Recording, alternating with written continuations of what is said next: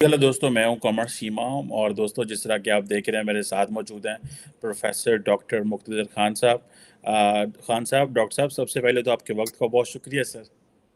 Thank you very much Cheema साहब। आपके सुनने वालों को मेरा सलाम, नमस्ते, सत श्री अकाल, वनक्कम।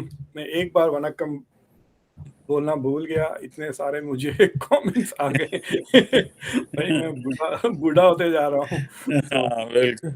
और दूसरा ये है कि डॉक्टर साहब का बड़ा ज़बरदस्त यूट्यूब चैनल है कॉन्वर्सेशंस, उसको भी सब्सक्राइब करें। और डॉक्टर साहब, इंटरेस्टिंग डेवलपमेंट्स हैं, और जिसमें वो ये है कि एक समिट हो रही है भारत के अंदर 12-13 जनवरी को, voice of Global South summit. और ये बेसिकली जो थीम है, unity of voice, unity of purpose, जो है वो भारत ये कर रहा है। और इसमें मेरा ख्याल है कि दुनिया के 120 ममालिक को इनवाइट किया जा रहा है इस समिट में वर्चुअली। मेरा ख्याल है कि शायद पाकिस्तान को तो नहीं इनवाइट किया, या नहीं इनवाइट किया जा रहा। और आप कैसे देख रहे हैं इस समिट को? बेसिकली तो ये कहा जा रहा है कि ये जो समिट है, ये वही बस जो G20 के हवाले से जो डेवलपमेंट्स हैं उसी पे अब ये इंडिया ने अपना जो एक्टिविटीज़ हैं वो शुरू कर दी। How do you see this voice of Global South summit? It means कि वो जो हमने पहले बात की, कुछ अर्सा पहले हमने इस चैनल पे भी बात की कि इंडिया जो है वो ग्लोबल साउथ को लीड करने के जो है वो फुल सोच रहा है। How do you see this initiative and this summit particularly sir? I mean this is an excellent move from India. वो कहने से पहले मैं एक चीज आपके सुनने वालों से कहना चाह रहा हूँ कि I am doing a series on IR theories. IR theories पे, अप्रोचेस पे मैंने इसको प्रॉमिस भी किया था एक आध महीना पहले, तो मैंने आज रिकॉर्ड कर लिए है first episode which talks about the philosophical foundations of theories. तो मैं वो लगाऊंगा और उसमें एट द एंड हिंदी और उर्दू का तर्जमा भी है। So it's 15 minutes in English and 6-10 minutes in Hindi Urdu. तो ज़रूर जाके देखें, और अगर ज़्यादा लोग नहीं देखे तो फिर मैं नहीं करूँगा, मुझे बड़ी मेहनत लगती है वो एपिसोड्स करने के लिए। एडिटिंग में ही मुझे 7-8 घंटे लग जाते हैं। तो I think this is fantastic. Qamar Cheema साहब, ये जो कॉन्फ्रेंस हो रही है। सर, एक छोटी सी हाँ। बात। मैं इससे पहले आपको सॉरी काट रहा हूँ। जी। मैं भी कभी किसी ज़माने में आईआर थ्योरीज पढ़ाता रहा हूँ, तो मैं भी देखूंगा ताकि मेरी थ्योरीज भी रिफ्रेश हो जाए सर। देख लें, यू विल एंजॉय इट। तो what I wanted to say is कि दिस इज समथिंग रियली, बोलते हैं ना कि walking the walk and talking the talk, ये दोनों कर रहे हैं।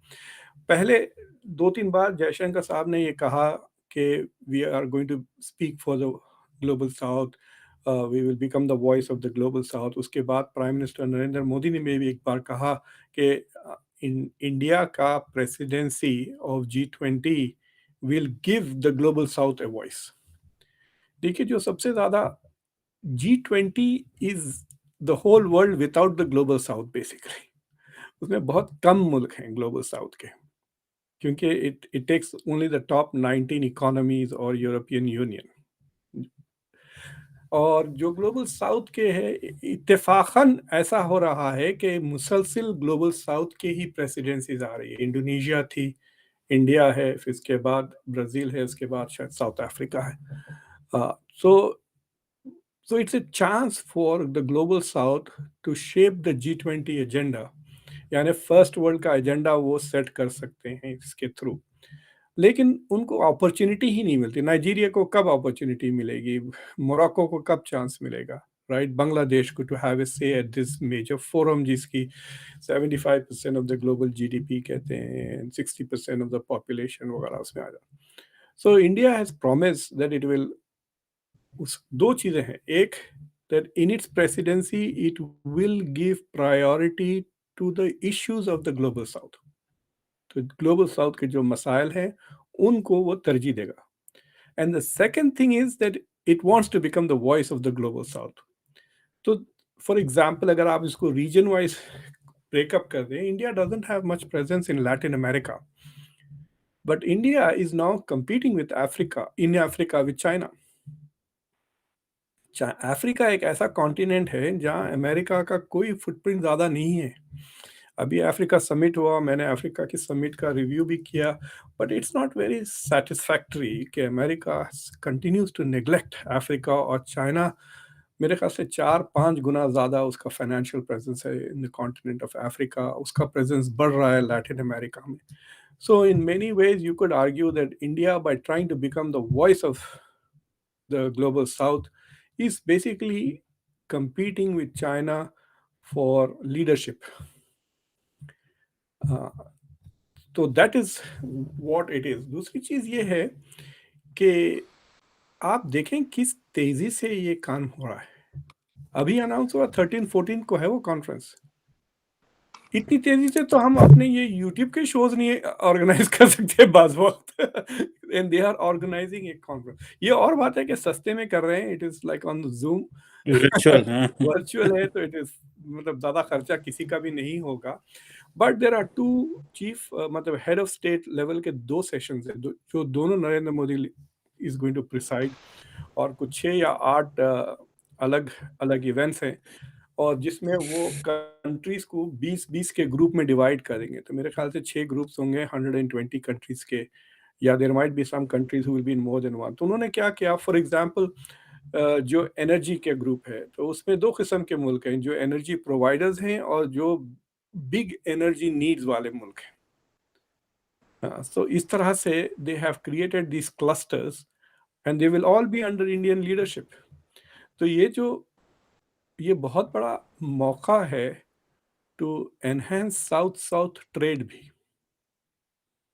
इससे साउथ साउथ डायलॉग नहीं हो रहा है, it can become an opportunity for south south trade.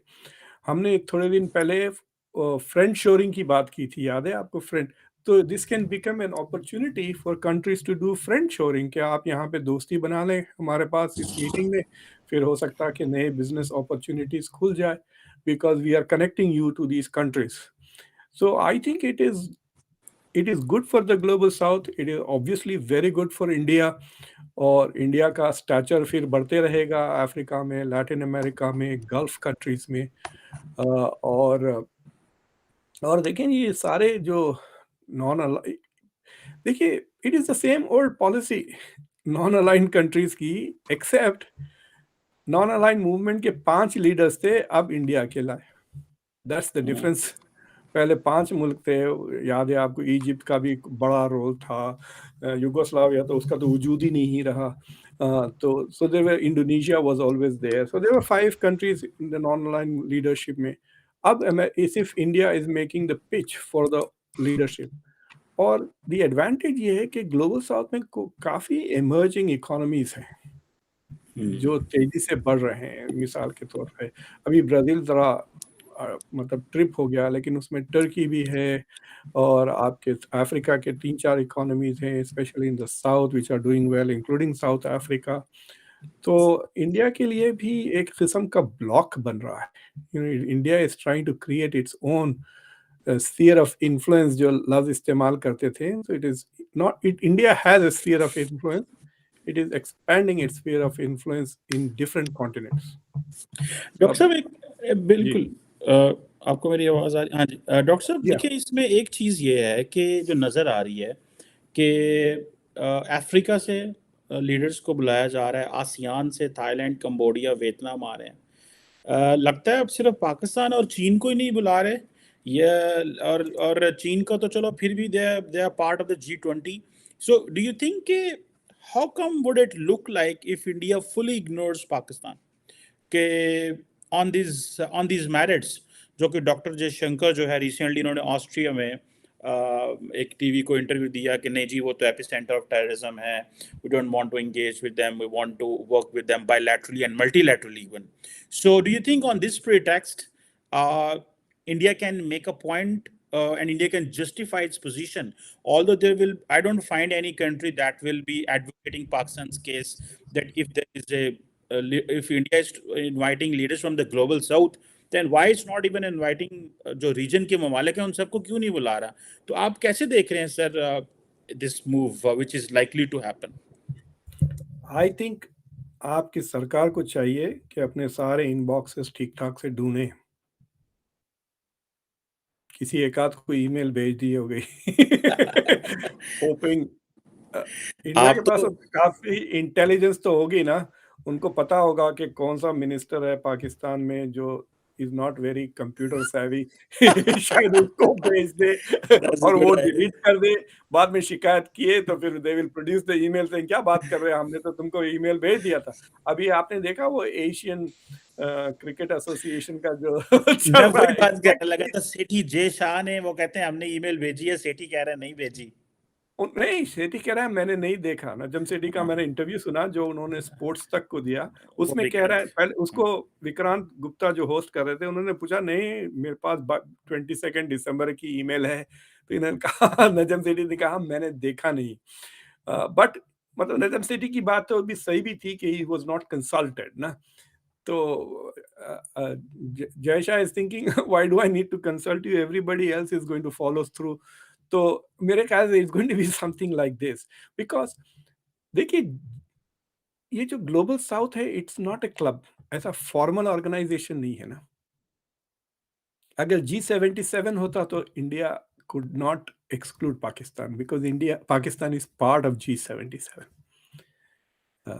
जो मीटिंग अभी हुई थी जिसपे बिलावल भुट्टो आके, वो रिमेंबर वो बड़ी धूमधाम हुई थी, गड़बड़ वगैरह, that was he had come for the G77 meeting. तो G77 प्लस चाइना एक ग्रुपिंग है, because China doesn't see itself, China का मतलब is it a developed country, is it a developing country, अभी वो किसी ने डिसाइड नहीं किया ना। तो China is definitely not going to be there, because what's the point, मतलब China is part of G20 तो चाइना अपने लिए बोल लेगा। But I have a feeling कि जो लव्स ग्लोबल साउथ है, it is not a formal organization. मैंने एक बहुत ही प्रोमिनेंट ग्लोबल साउथ के स्कॉलर के साथ एक बहुत ही लंबा 1 घंटे का कन्वर्सेशन किया है। आपके देखने वाले अगर जाके ढूंढे शो पर तो मिल जाएगा। So the global south is a bit नेबुलस। तो उसमें इंडिया जिसको चाहे उसको डाल सकता है। And I have a feeling कि इंडिया का जो करंट मूड है, जयशंकर का ले लें या नरेंद्र मोदी का, वो बिल्कुल ही बातचीत करने के लिए तैयार नहीं। इसी नरेंद्र मोदी ने एक बार ट्राई भी किया था ना, आपको याद है 2015 में शायद, ही केम टू पाकिस्तान ना सरप्राइज विजिट पर। और उसके बाद जो है सो जो पाकिस्तान का रिस्पांस था, it was considered as like, उन्होंने धुतकार दिया इंडिया को। और अभी भी देखें आप जिस तरह से बात करते हैं, जब मदद के लिए ऑफर किए तो फिर उसको नहीं चाहिए था उनको। इससे पहले के फ्लड्स के वक्त जब हेल्प है तो उसको यूएन के थ्रू रिस्ट्रक्चर करना पड़ा था, अगर आपको याद है इंडिया की मदद। मेडिसिन वगैरह भी डायरेक्ट नहीं ले रहे थे। तो अगर इस तरह का बिहेव करेगा तो लाइक सर में दर्द क्यों भाई, दावत भी दें फिर सर में दर्द भी उठा लें। So they are not going to do that. But also I notice के terrorism is not on the agenda. अगर आप देखें, हम्म, टेररिज्म के नाम से कोई एक एक एक ग्रुपिंग है जिसमें it could come up, but ऐसा स्पेसिफिकली सिक्योरिटी रिलेटेड डिस्कशंस नहीं है कोई भी, या टेररिज्म को लेकर। मुझे लगता है वो सारे डिस्कशंस शंघाई कोऑपरेशन ऑर्गेनाइजेशन के थ्रू होंगे, and Pakistan will be there for that. अगर इफ वो इंडिया में है now, will have to see. तो मैं तो ये कह रहा हूँ कि पाकिस्तान जब पॉलिटिकली आ सकती है तो क्रिकेट के लिए क्यों नहीं आ सकती इंडिया। पॉलिटिकली देखिए, इंडिया पाकिस्तान में ऐसा कोई इवेंट नहीं हो रहा है जिसके बेसिस पे इंडिया को जाने के लिए मजबूर हो जाए पाकिस्तान। ट्रू। जैसा जैसा कि आपके पास एशिया कप हो रहा है, एंड सवाल उठता है कि इंडिया जाएगी या नहीं जाएगी, लेकिन पॉलिटिकली ऐसा कोई इवेंट नहीं हो रहा है। आपकी जो एनवायरमेंटल कॉन्फ्रेंस जो हो रही है जनवरी 9 को, राइट, दैट्स इन जेनेवा में हो रही है। वो जिनीवा में हो रही है, it's not in Pakistan, right. तो that was very interesting to me. I found that very bad idea. अगर आपको किसी से पैसे लेना है तो वो वहां पे लड़काना में रखना था वो कॉन्फ्रेंस। जो फ्लड्स के जब से करीब में जो डिसेंट साइज का शहर है जिसमें अच्छी ठीक ठाक होटल है, तो फिर उनको लेकर दौरा भी करा देते, डैमेजेस का दिखा देते लोगों को जो भी आ रहे हैं from the governments, and that would probably have helped you. तो आई डू नॉट अंडरस्टैंड कि किस तरह से ऑपरेट करते हैं, because they are afraid that they can't organize it well, कि यूएन पे छोड़ दिया है। Like I did not understand Geneva का जो मेरा ख्याल है लोकेशन। उसमें ये जो आपने डॉक्टर साहब से बात की, ये बड़ी टेक्निकल बात है और मुझे पर्सनली आपका आइडिया अपील किया कि उनको लेके जाते हैं। लेकिन एक दफ़ा ऐसे हुआ है कि मुख्तलिफ जितनी भी डेवलपमेंट बॉडीज़ हैं, एम्बेसडर्स हैं और जो यूएन के लोग हैं, पाकिस्तान इनको लेके जा चुके हैं उन एरियाज़ में मल्टीपल टाइम्स। हाँ मुझे पता है। वो उस वक्त शायद may be this is one of the reason and may be Pakistan itself has asked the internet, अपने दोस्तों वालों को भी कहा कि वहां पे आए, that is a point. Doctor साहब एक बड़ा इंपॉर्टेंट मैं पॉइंट डिस्कस करना चाह Yes. रहा हूँ, एंड दैट इज आपने कहा कि China is going with the G77 and there also, मैंने रिसेंटली देखा कि चाइना ने साउथ साउथ कोऑपरेशन पे एक कोई जो इंस्टीट्यूशन भी बनाया हुआ है और उसमें कोई फंड भी उन्होंने डाला हुआ है। इंडिया अपना काम कर रहा है। जो जो क्वेश्चन है इसमें वो ये है, आप क्या समझते हैं कि फ्यूचर में which country will lead the this global south? Either the country, sir, the question is either the country which have more finances or the country which will have a control over institutions. For example हम waste की समझते हैं institutional hegemony रही है, आप कैसे समझते हैं ये जो ग्लोबल साउथ है? एंड देन इसमें एक पॉइंट और ऐड कर दूं, सवाल थोड़ा लंबा हो जाएगा। Will the west be playing as a role of a bystander? क्या अमेरिका ये बाईस्टैंडर के तौर पे खड़े रहेंगे, या वो कहेंगे ठीक है यार, ये चाइना को भी करने दो, इंडिया को भी करने दो?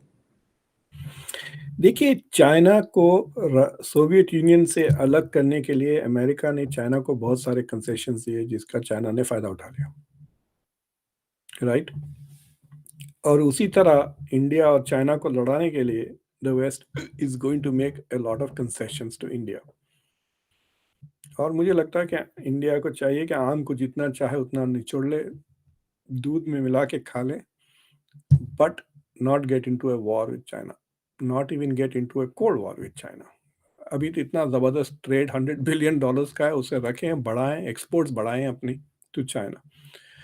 देखिए, अनलाइक द ओल्ड गेम, जो ग्रेट गेम कहते हैं ना, बिटवीन वेस्टर्न पावर्स, रशिया को ले लें, बर्तानिया को ले लें, ग्रेट ब्रिटेन, अमेरिका वगैरह, उसमें कॉन्क्वेस्ट का एलिमेंट हुआ करता था, टेरिटोरियल कॉन्क्वेस्ट, जंगें चढ़ती थी।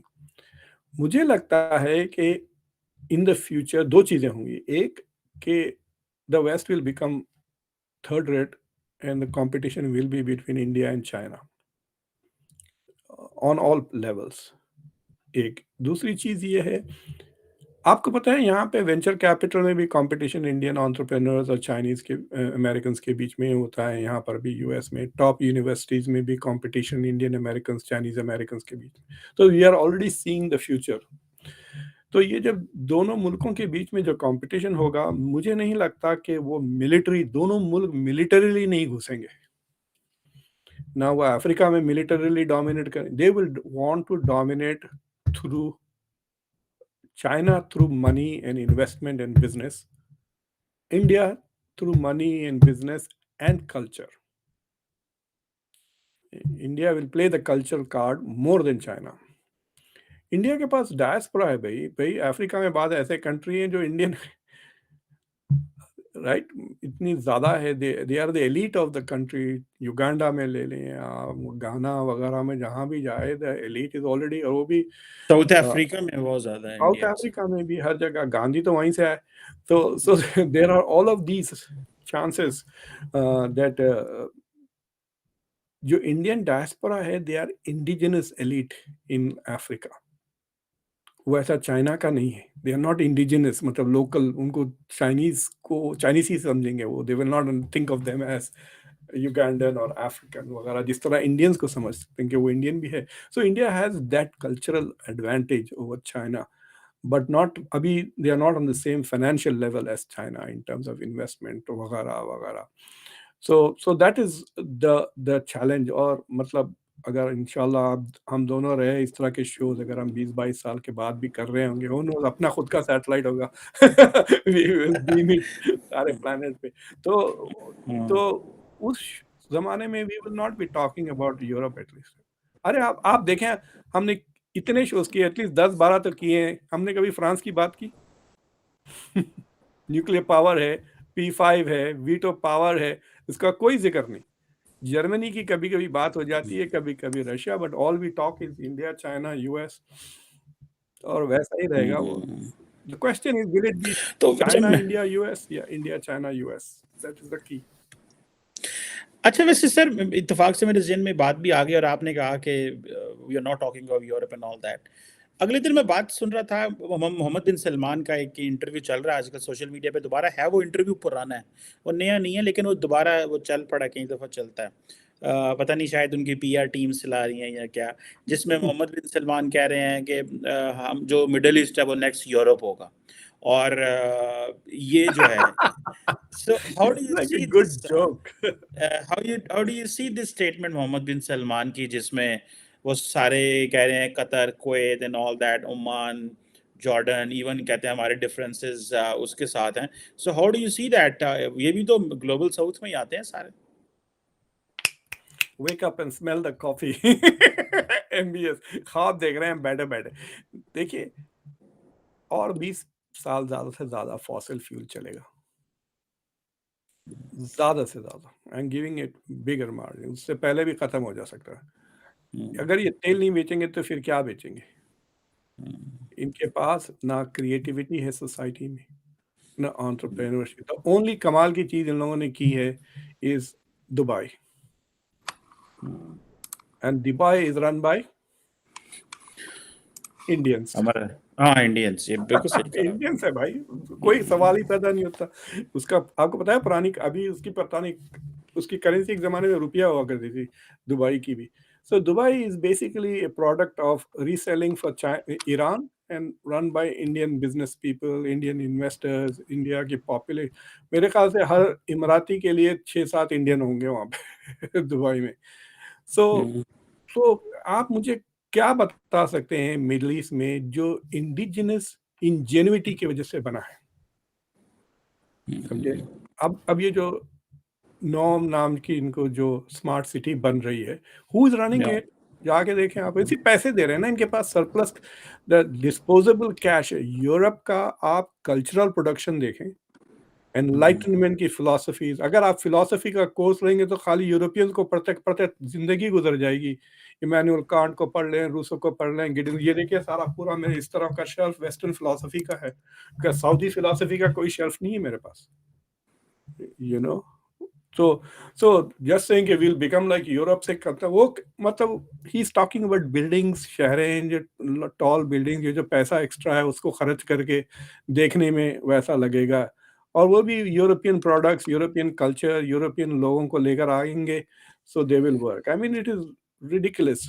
फर्स्ट ऑफ ऑल, आप यूरोपियन बन के बताओ ना, आपकी सोसाइटी में फ्रीडम ऑफ स्पीच दे दें, इलेक्शन कराएं, democracy, Europe is one of the, पूरा का पूरा कॉन्टिनेंट में डेमोक्रेसी फैली हुई है, इंटरनल ट्रेड है।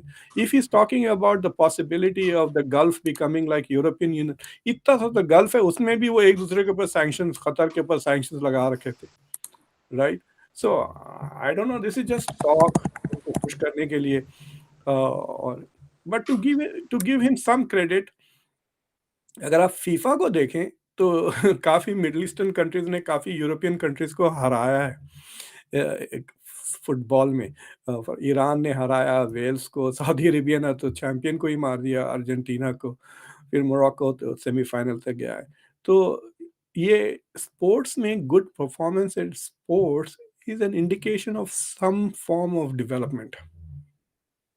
ठीक है, एक किस्म का you have to have some kind of economic development before your people can be well nourished to produce. एक अच्छा फुटबॉल प्रोड्यूस करने के लिए आपको 1-2 हज़ार not so good soccer players होना चाहिए, तो उसमें से एक आध will suddenly begin to shine, समझ रहे हैं ना आप? So that is an important part, but I don't think the European, अगर इनके पास, if they don't shift very heavily to science and research, I don't think they will become, unless कोई metal Vettel निकल जाए जमीन में से, तो then it's a different thing, और उसमें भी वो बेचेंगे, खाएंगे, इसी तरह काम इंडियन से करवाएंगे। जी। बिल्कुल सही। डॉक्टर साहब, एक आखिरी सवाल मैं करना चाहूँगा इस हवाले से, इसी ग्लोबल साउथ के हवाले से। Why do you think the middle eastern countries are silent on this, India, China vying for the leadership of the global south? इनके दिमाग में क्यों ये चीज़ नहीं आ रही, या कि ये समझ रहे हैं कि it's too early to get into all that kind of political race? What's the issue with on this? Sir, आपको पता है कि आज से 25-30 साल पहले एक रैंड कॉरपोरेशन का साइंटिस्ट ने ये कहा था कि इंडिया में स्ट्रेटेजिक कल्चर नहीं है फॉरेन पॉलिसी का, राइट? तो अभी मैंने एक प्रोमिनेंट इंडियन एम्बेसडर से इंटरव्यू किया है, तो उन्होंने ये बात कहते हुए दोहराते हुए कहा है कि अभी भी नहीं है। मैं आपको ये लिख दे सकता हूँ, India has more PhDs in international relations in Middle East has students.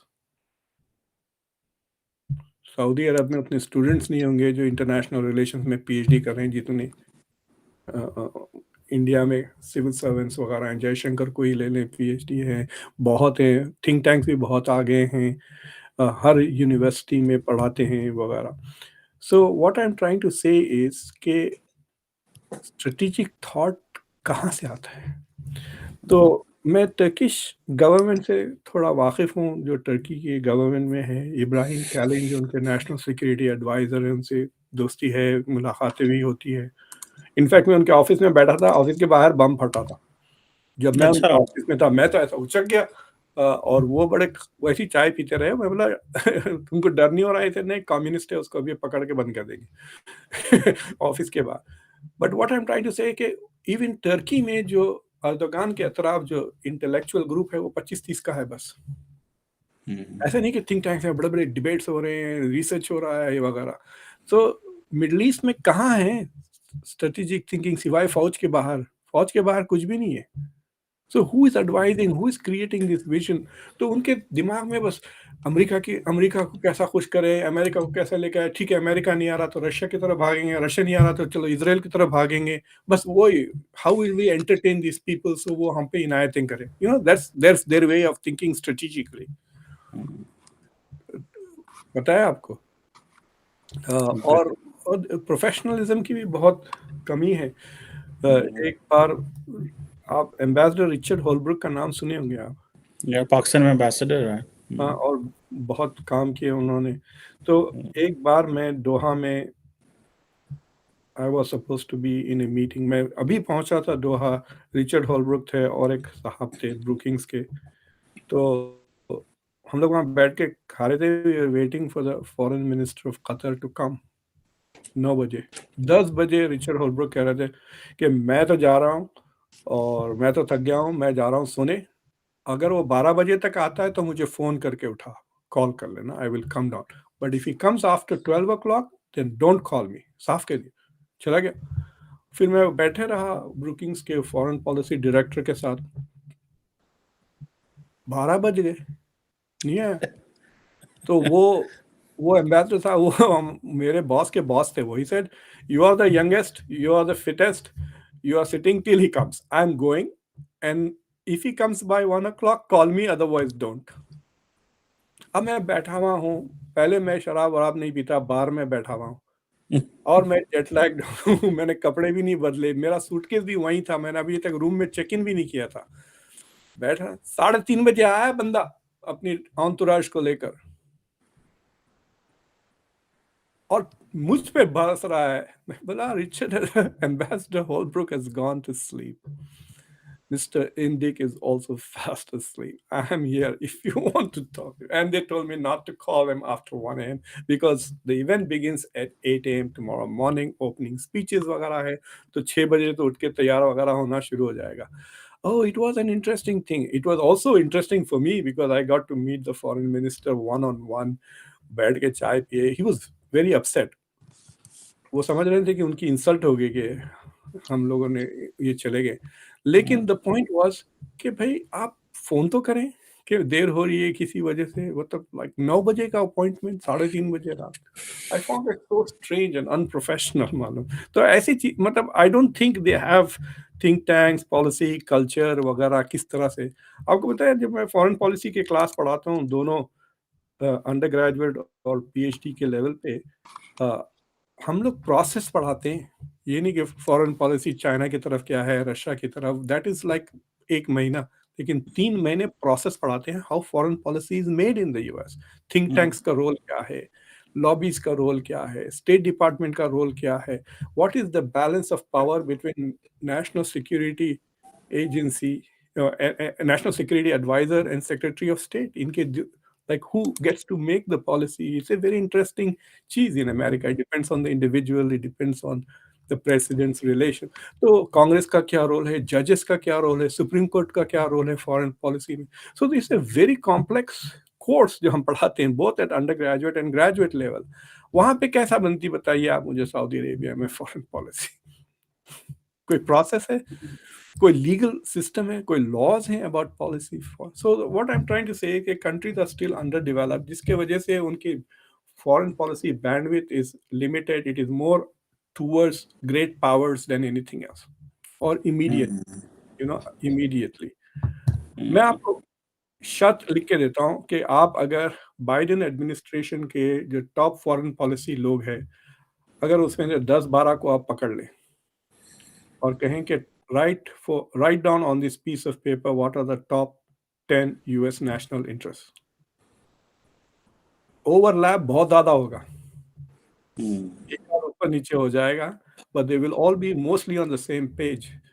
But I'm not sure in other countries if that would happen. जो global south की बात कर रहा हूँ मैं, रशिया में maybe, चाइना में maybe, इंडिया में maybe, but not in the Gulf, in the Middle East.